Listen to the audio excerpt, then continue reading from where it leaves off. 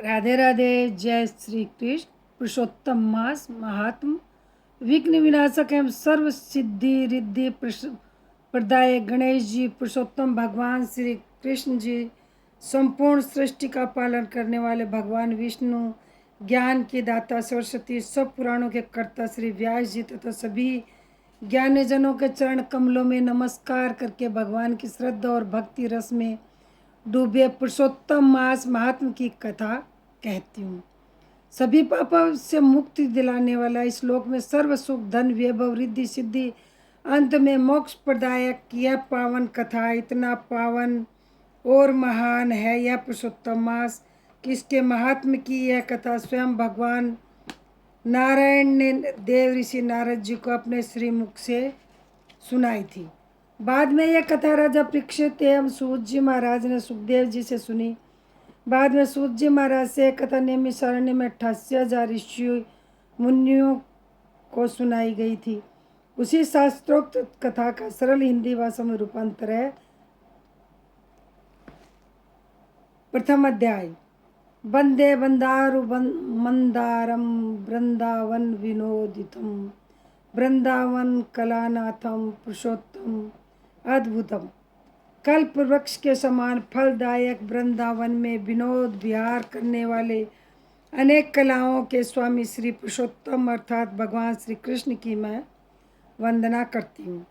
एक समय बहुत बड़ा यज्ञ करने हेतु नैमिषारण्य तीर्थ में देवशीत रथिधर ऋभु कपिल रम्य गौतम मुद्गल पैल सुमंत पिपलायन सुमति कश्यप बुद्ध बोधाय वसु कौंडन्य पृथु हारित धूम्र ज्वाली भृगु अंगिरा वामदेव सुतीक्ष्ण सरभंग पर्वत आप स्तंभ मांडव्य अगस्त्य कात्यायन कौशिक गालव ऋतु अत्रि वभ्रु ऋत्रत शक्ति शंकु संस्कृत पंक विभांडक गर्ग कणायु शनि जमदग्नि भारद्वाज धूमप मौन भार्गव कर्कश सोनक सतानंद विशालाक्ष विष्णुवर्ध जर्जर।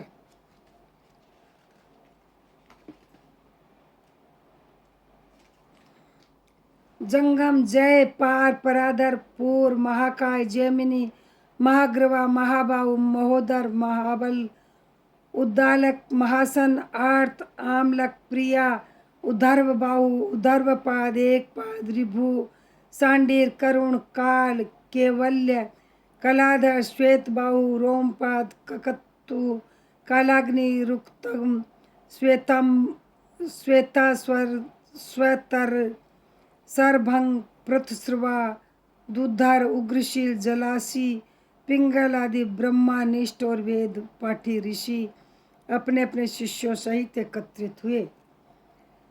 तीर्थाटन करते सूत जी महाराज भी उसी समय अपने शिष्यों सहित नैमिषारण्य पधारे। उस ऋषि मुनियों ने सूत जी को देखा तो सभी एक साथ आदर के साथ उठ खड़े हुए। मुनिगण हाथ जोड़कर बोले, सूत जी महाराज आप चिरायु हो, आपके लिए मनोहर आसन है, इस पर आप विराजमान हो। इतना कहकर वे ऋषि मुनि बैठ गए। सूत जी के सुख से विराजमान होने पर ऋषि मुनि ने सूत जी से विनम्रता पूर्वक कहा कि हे सूत जी महाराज, आप जिस कथा को सर्वश्रेष्ठ सागर रूप मानते हो और जो भवसागर को पार लगाने वाली हो, आप वह कथा हमें सुनाने की कृपा करें। ऋषि मुनियों के विनीत भाव से कहे गए इस वचनों को सुनकर सूत जी ने कहा, हे मुनिगणों, मैं आपको ऐसी कथा अवश्य सुनाऊंगा। मैं सभी पुण्य तीर्थों का भ्रमण करता हुआ कुरु और जंगम देशों में होता हुआ हस्तिनापुर जा रहा था। वहाँ मैंने सुना कि वहाँ पुण्यात्मा राजा परीक्षित अनेक मुनियों सहित अपने राज्य को त्याग कर गंगा तट पर आए हैं।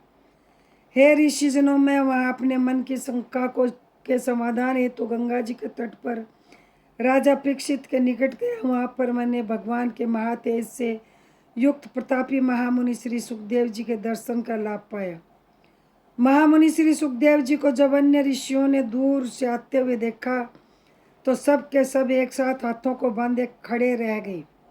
श्री सुखदेव जी को उन मुनियों ने अपने बनाए हुए कमल कर्णिका के उच्च आसन पर विराजमान किया। ज्ञान के सागर सुखदेव जी महाराज उस आसन पर ऋषि मुनियों के मध्य उसी प्रकार सुशोभित हो रहे थे जैसे तारों के मध्य में पूर्णिमा का चंद्रमा शोभा प्राप्त करता है। यह पुरुषोत्तम मास महात्मा श्री सुखदेव जी नामक प्रथम अध्याय संपूर्ण। द्वितीय अध्याय। सूत जी बोले, हे ऋषियों, वहां पर राजा परीक्षित श्री सुखदेव जी के पवित्र श्रीमद् भागवत की मोक्ष दिलाने वाले परम सुंदर कथा सुना रहे थे। उससे मुक्ति प्रदायन कथा का श्रवण कर मैं यहाँ आप लोगों के निकट आया हूँ। यह सुनकर ऋषिगण बोले, हे सूत जी महाराज, आप अन्य सभी कथाओं को छोड़कर हमें सुखदेव जी के श्रीमुख से सुनी हुई उस पवित्र कथा को ही सुनाने की कृपा करें। सूत जी बोले, ऋषियों, मैं आपको श्री व्यास जी के सुयोग्य शिष्य सुखदेव जी से सुनी उस कथा को सुनाता हूँ, आप ध्यान पूर्वक सुनिए। एक समय देव ऋषि नारद जी भगवान श्री नारायण के निवास स्थान पर जा पहुँचे। नारद जी ने भगवान नारायण को साष्टांग दंडवत प्रणाम करने के पश्चात देवों के देव नारायण के हाथ जोड़कर स्तुति की और कहा, हे देवादिदेव जगत के स्वामी, कृपा सिंधु, आप सत्यवर्ती हो, आप ही सत्य और सत्य का सार रूप हो तथा सत्य से उत्पन्न हो, आपको मेरा नमस्कार है।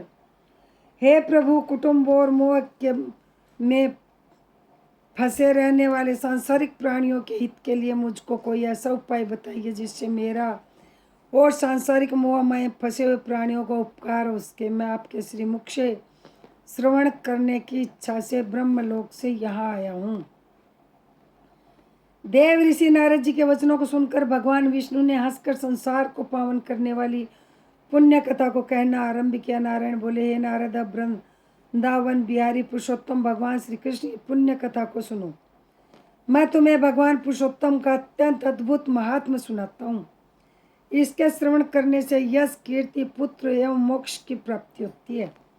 नारद जी ने कहा, हे प्रभु, यह तो आपने बड़ी अद्भुत बात कही, कृपया सविस्तार मुझे इस कथा को सुनाइए।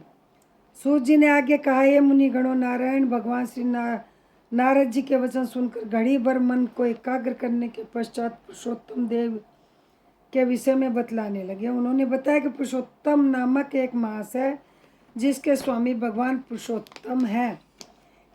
इसका व्रत करने से पुरुषोत्तम भगवान प्रसन्न होते हैं। नारद जी बोले, मैंने स्वामियों से इस चैत्रादि मासों के महात्म को तो सुना है, किंतु हे प्रभु, यह पुरुषोत्तम मास कभी सुना नहीं। सो कृपया मुझे यह बताइए कि पुरुषोत्तम मास क्या है। स्वामी, कृपा करके ऐसी कथा सुनाइए जिसके श्रवण, मास, पाठ और आचरण करने से रोग, शोक, दोष और पाप आदि से मुक्त हुआ जा सके। इति श्री पुरुषोत्तम मास महात्म्य श्री नारायण संवादे प्रश्न विधि नाम द्वितीयोध्याय समाप्तम। तृतीय अध्याय।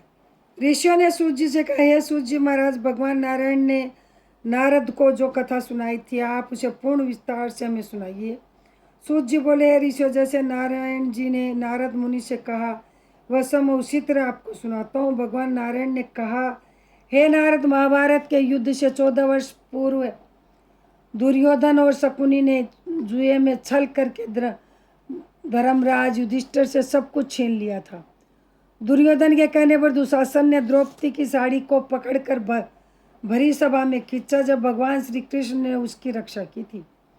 उसके उपरांत प्रतिज्ञानुसार पांडव राज्य को त्याग कर काम्य नामक वन को चले गए।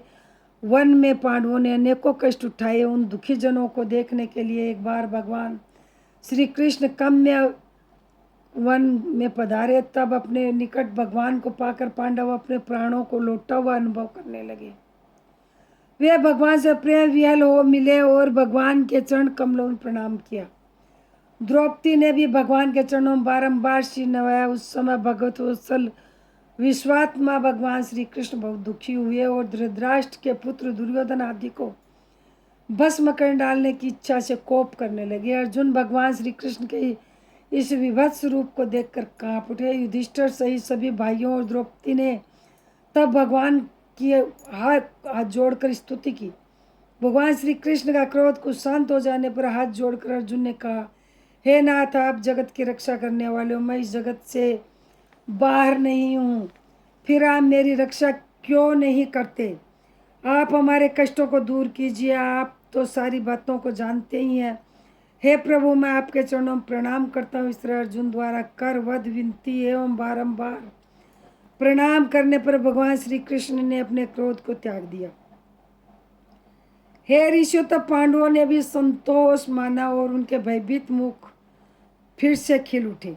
श्री नारायण ने नारद जी से कहा, हे नारद, भगवान को प्रसन्न देख अर्जुन ने भगवान श्री कृष्ण से ठीक यही प्रश्न किया था जो आपने मुझसे किया। तब श्री कृष्ण ने 2 घड़ी ध्यान किया और पांडवों के हित के लिए इस प्रकार का, हे राजन, आपने यह अनोखा प्रश्न किया, इसका उत्तर देने में मैं अपने को समर्थ पाता हूँ। चैत्रादि मास, पक्ष, नाड़ियाँ, याम, त्रियाम, ऋतु, मुहूर्त, उत्तरायण, दक्षिणायन, वर्ष, युग, परार्ध, अंत और इनमें से भी परे नदी, समुक्त, झील, कुएं, बावड़ी, पल्लव, निर्जर, लता, वृक्ष, औषधि वृक्ष, वांस वृक्ष, वनस्पति, पूर्व, ग्राम, नगर, पर्वत आदि सब के सब मूर्तिमान है और अपने अपने गुणों के कारण ही पूज्य हैं। इन सब में कोई नहीं है जो अपूज्य है और स्वामी रहित हो। हे पांडुपुत्र, इन सभी में एक अधिक मास ही ऐसा था जिसका कोई स्वामी नहीं था। स्वामी विहीन होने के कारण सभी व्यक्ति उसे अनाथ, स्वामीहीन, निंदनीय, पूज्य और मलमास, रवि संक्रांतिहीन आदि नामों से पुकारते थे। शुभ कर्मों के लिए इसे त्याज्य कहकर निंदा की गई। ऐसे निंदा एवं अपमान के वचन सुनते सुनते अधिक मास तेजहीन, निरोद्योगी और दुखी रहने लगा। फिर अत्यंत चिंतित होकर वह मरणासन हो गया। तब अंत में किसी प्रकार अपने मन को समझाकर वह मेरी शरण में आया। हे अर्जुन, वह बैकुंठ में आया और मुझे साष्टांग दंडवत किया। मेरे दर्शन पाकर उसने करवधो अपने नेत्रों में अश्रु भरकर मुझे अपने करुण कथा सुनाई।